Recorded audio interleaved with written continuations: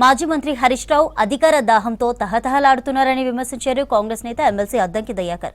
మహాభారతంలో శకునిలా మారని మండిపడ్డారు. గతంలో భూ బకాసురులు రైతుల భూములు లాక్కున్నప్పుడు లేని సోయి ఇప్పుడెందుకు వస్తుందని నిలదీశారు.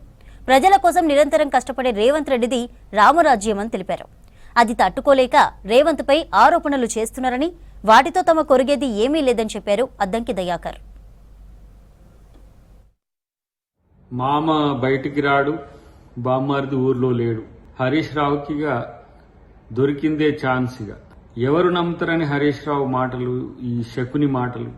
భూముల మీద ఒకరోజు మాట్లాడిండు, ఇంకో రోజు రైతుల మీద ఆవేదనతో గురించి ఒకరోజు మాట్లాడుతున్నాడు. ఆయన మాట్లాడుతున్న తీరు చూస్తే ఏంటంటే తనకే అర్థం కాని స్థితి ఉన్నట్టు మనకు కనబడుతున్నది.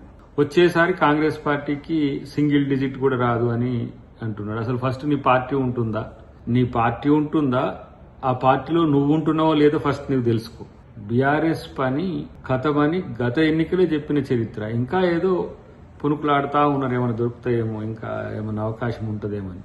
ప్రజలు ఈరోజు మిమ్మల్ని తిప్పికొట్టినాక కూడా ఇంకా బుద్ధి రాకపోయాయి. ఈరోజు కేవలము అస్తిత్వం కొరకు పాకులాడే ప్రయత్నంలో భాగంగా మీరు చేస్తున్న పనులు చూస్తే నవ్వొస్తుంది.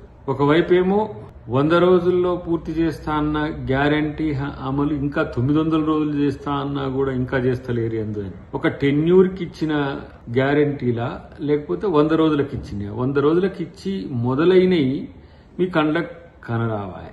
ఇలా ధృతరాష్ట్రానికి చిన్న తమ్ముళ్ళ లెక్క కనపడుతుంది బీఆర్ఎస్ పార్టీ నాయకుల యొక్క ఆలోచన. ఇచ్చినవి కనబడవు, ఇవని గురించి మాట్లాడుతున్నారు. మాట్లాడండి, అవి చేస్తాం డెఫినెట్ గా. ఇలా రేవంత్ రెడ్డి గారిని రావణాసురుని లెక్క, లేకపోతే వీరన్ లెక్క చిత్రీకరించే ప్రయత్నం చేస్తే కుంభకర్ణుల్లా వండుకున్న మీ మామ పరిస్థితి ఏంది?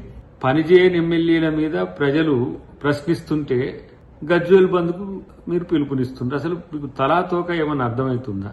ఎన్నికైన ఎమ్మెల్యే అనేటోడు వచ్చి ప్రజాక్షేత్రంలో ఉంటాడు. అటు ప్రతిపక్ష నాయకుడిగా రాకపోయా, ఇటు ఎమ్మెల్యేగా రాకపోయా. ఇవాళ ప్రజలు ఏం చేయాలి? క్యాంప్ ఆఫీసులలో కేసీఆర్ బొమ్మ పెట్టిన రోజులు లేవా?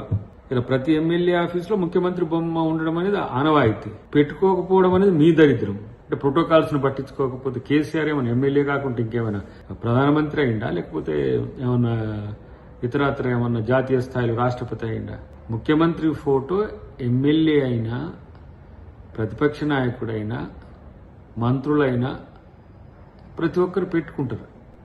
పెట్టుకోవాలనంటే మీకు బంధులు ఇస్తున్నారు. అది ఏం పిచ్చిలేస్తుంది రా నాయన.